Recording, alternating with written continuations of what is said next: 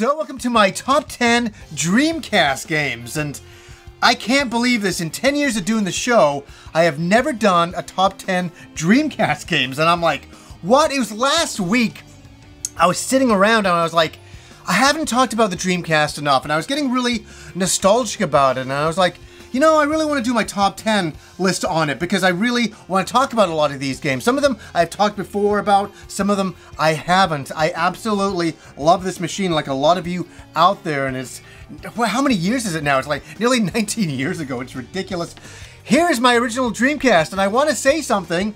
I scrubbed all the yellow off it from my smoking days. I had this in a video, I think a couple of years ago, and people said, oh my god, why is it so yellow? And I was like, oh Jesus, my smoking years. So I scrubbed the hell out of it, brought it back to how it originally looked back in the day. This is my original Dreamcast here, and fantastic machine, I love it. And I just want to say, this is just my top 10 list. It doesn't reflect your top 10 list. Please put your top 10 list down below. This is just one for me to kind of get nostalgic about and go on a journey through the past of the Dreamcast and what an amazing machine it was. And first of all, some honorable mentions. I'm going to mention this one right here. I had to dig this out of the closet. Seaman. This is my Seaman shirt, but I absolutely adored the game when it first came out. It was weird. It was strange.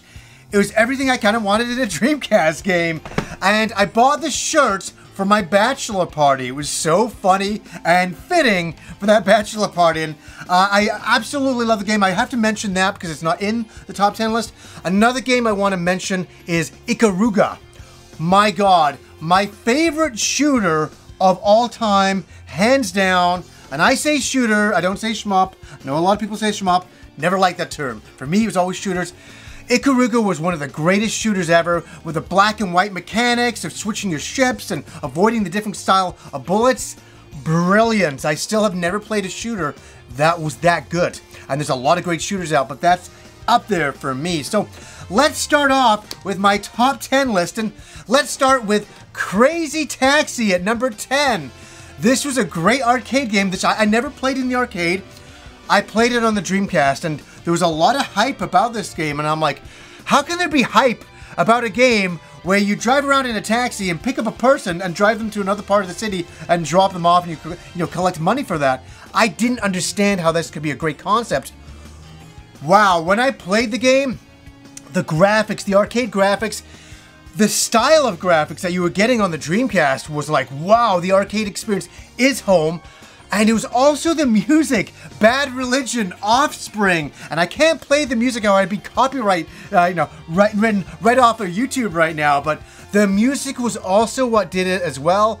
And there's a small tear thinking about, 1999, 2000, and for me playing Crazy Taxi, and what a great game it ended up being. Who knew that driving a taxi would be so much fun? At number 9 is a really easy one for me. I love this game on the PlayStation 1, the original game, which was Grandia 1. And this was the sequel. Grandia 2 was coming onto the Dreamcast, and I couldn't believe it. I'm like, we're getting an RPG of Grandia 2, one of my favorite games? Oh my god, on the Dreamcast. And I remember I played the import version first, and I was blown away with it. I know I'm going to keep on saying arcade graphics. They looked like, for an RPG, arcade graphics.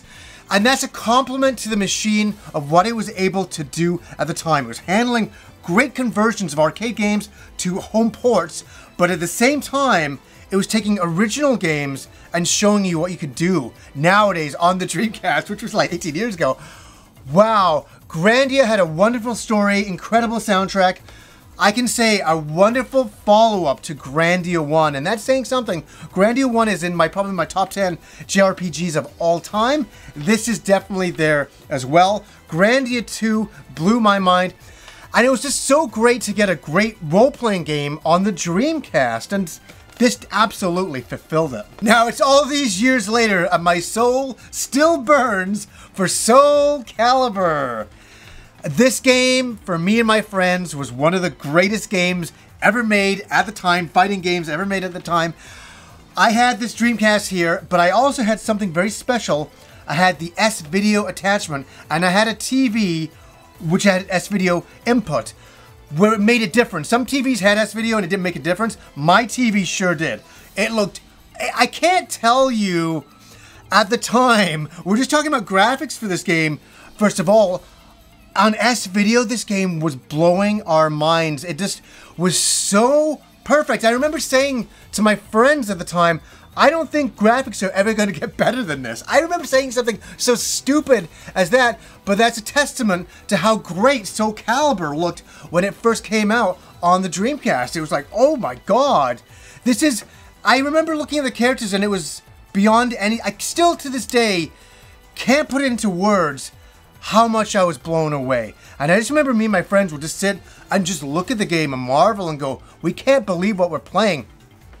But not only graphics, it was a fun playing game. And we sat for so many matches, fighting each other into the late hours of the night, loving the Dreamcast. And I gotta say, like, this is the game that really sold me on the machine. I was loving a lot of the earlier titles, but this was, I put this in, I was like, oh my god, this is the greatest. What was it like for you guys playing this game back in the day? It wasn't just me, was it? Now, this game was so much fun. I spent so much time playing it. I originally got the demo disc, I think out of the Dreamcast magazine, and I played the same level over and over and over again. And that was Jet Grind Radio. Wonderful soundtrack, really underappreciated soundtrack, and I think a lot of more people need to talk about the soundtrack, but it was so incredible, and I think this is one of the first cel-shaded games I had ever seen, and they'd done such a great job on it. And you're going around, roller skating around in Tokyo,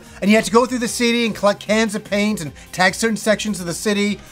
This game was freaking awesome, and when you think of the Dreamcast, you think of this game automatically. It's automatically with this. They should be married. It was that close to the machine. It was so great, and still to this day, I absolutely adore my time first playing that demo and saying, wow, I chose right buying this machine. This machine is so much fun, and I gotta stop and say, you wonder why people really go off about the Dreamcast. It had so many fun games like Jet Grind Radio, so many fun games, and that's why people have such great memories of it. It was just game after game, and the graphics and the gameplay, and it was like, wow, and the music and the sound effects. I mean, this machine was delivering on all cylinders. Next up is one of the first games I ever played on the Dreamcast, and that was Sonic Adventure. What did I think about this? To be honest with you, I'm going to say something a little controversial here, is that I'm not the biggest Sonic fan. I like Sonic as a character. I love the Genesis games, but I wasn't a crazy fanatic. I think that's what I'm trying to say. But when I played this, something snapped in my brain and I was like, I love Sonic. I love this style of Sonic game. I like Sonic Adventure. And I liked the adventure aspects of it. And it was really interesting seeing Sonic in a world of human beings at times. And I was like, this is really unusual. And it had some, I'm going to say obviously, some amazing graphics at the time. But also, it's not a perfect game. It has a lot of flaws. Some of the controls are terrible. Some of the camera angles will warp your fucking brain. But there is something so charming about this game and so raw. And I think they really pushed this to be a release title for the Dreamcast. So I think it got rushed up to date, which was created by Yuji Naka. And God, that guy is such a great guy and has done so much with Sonic Team and all of that stuff that this game, I loved it. I didn't like Sonic Adventure 2 the same way. I liked it, but not the same way I liked the first game. I've always wanted a Sonic Adventure 3, and we still haven't got one. I wonder if that's just lost in time now or what, but the music, I still listen to this music now, to this day. This is probably one of my favorite Dreamcast soundtracks, beside Phantasy Star Online. Now, I remember a very hungover Sunday, and I went and picked up the Dreamcast magazine, and I had my girlfriend over at the time, and my friend Satan, who's Aaron, and I took out the Dreamcast magazine demo disc, I put it in. Skies of motherfucking Arcadia was born to me that day. This game blew my mind. You play the Sky Pirates flying through the air with different lands that are floating. the exploration, the excitement, the soundtrack, the visuals, the combat system. There was way too much combat. I agree, there was way too much combat. But this game was created by the creators of Phantasy Star. And that sold me originally. I was like, what? And then I played the finished game and it became a true classic for me of all time. And this came out, later on the GameCube, which was a nicer version that kind of cut down on the combat a little bit. But Skies of Arcadia is one of my all-time favorite RPGs. I love the world setting. It was brilliant. Going around in, floating ships to floating islands. You can kind of go anywhere. And at a certain point, you can raise it so you can go into different latitudes of the sky. Brilliant stuff. And I can't say enough wonderful things about Skies of Arcadia. When I think of Capcom, I get a small tear when I think of this game. Power Stone. Power Stone was the game that Rob brought back from Japan with his brother's Dreamcast from Japan. His brother lent him the Dreamcast. His brother bought it when it first came out and said, hey Rob, yeah, you can borrow it, before the American version came out. So me and Rob, all that summer, sat and played Power Stone. And this was a great game, kind of an arena style game, running around in this kind of arena with your different characters like Fokker, and the list of characters was really unusual, but it was so beautiful to see. And I remember we went to an arcade maybe about a week later and Power Stone was in the arcade. And I remember saying, oh my god, it's the exact same game that we have at home. We finally matched the arcade. And that was, again, a huge deal at the time. But Power Stone was incredible. And we did get Power Stone 2. And I liked it, but not as much as Power Stone 1. Power Stone 1 was much more, I don't know, there was something about it. The character designs were brilliant. The environments were great. As I say, the arenas were really imaginative with kind of, you could break glass and stuff like that in certain sections of the arena. Really brilliant fucking game. And will we ever get a Power Stone 3? I don't know. Resident Evil. I was a fan. I was a huge fan. And when I heard there was a Resident Evil game coming to the Dreamcast, holy crap, are you kidding me? Code Veronica. This came out, and I remember picking it up, bringing it back to the apartment that I was at. Just this crowdy apartment I lived up the road. It was like a one-bedroom apartment. It was terrible. But my screen was blasting at me that night, and I just remember seeing the opening cinematics of this game, and I was like, holy cow, I'm in for a treat, man. I'm in for a real treat. And this was a real treat. A really tough game, but very rewarding. And for any Resident Evil fan, seeing this game on the Dreamcast running, you're like, whoa, I can't believe how nice this looks. And it didn't disappoint. The atmosphere was the same as past Resident Evil games, but it was really about the powerhouse of the Dreamcast graphics that were really setting this one apart, and a true classic of all time. Hold back the tears, folks. Seriously, hold back the tears for this next game. And I know we just got a port of this game, and we're getting a true sequel sometime. But it all started with the original Shenmue on the Dreamcast, and myself and all the other crazy Shenmue fans out there, we know a little secret about this game. If you've never played it, it's wonderful. It was touted as the big open world game by Yu Suzuki. We really didn't know what to expect back then. The internet wasn't what it is now, so I just saw a bunch of screenshots. But I just love the idea of the free system, being able to explore and go anywhere you want. And this game blew my mind when I brought it home. After work that first day, I put it in and I was transported to 1986 Japan, and I was on a magical journey. And it honestly, for anybody who was there at the time, I'm actually feeling emotion welling up into me. It was something else. It was something else. It was beyond just a video game. It was everything that we'd ever wanted in a video game. It was for me, at least. It was like an arcade game. It was a fighting game. It was an open world game. It was an RPG game. I could play arcade games in it. I could collect things in it. It did everything that I ever wanted, and it had a really great revenge story. And then we went into the second game, which was phenomenally great. And then we got nothing for years, and now we've got Shenmue 3 coming out. And that's great. It's a product of the time, for sure.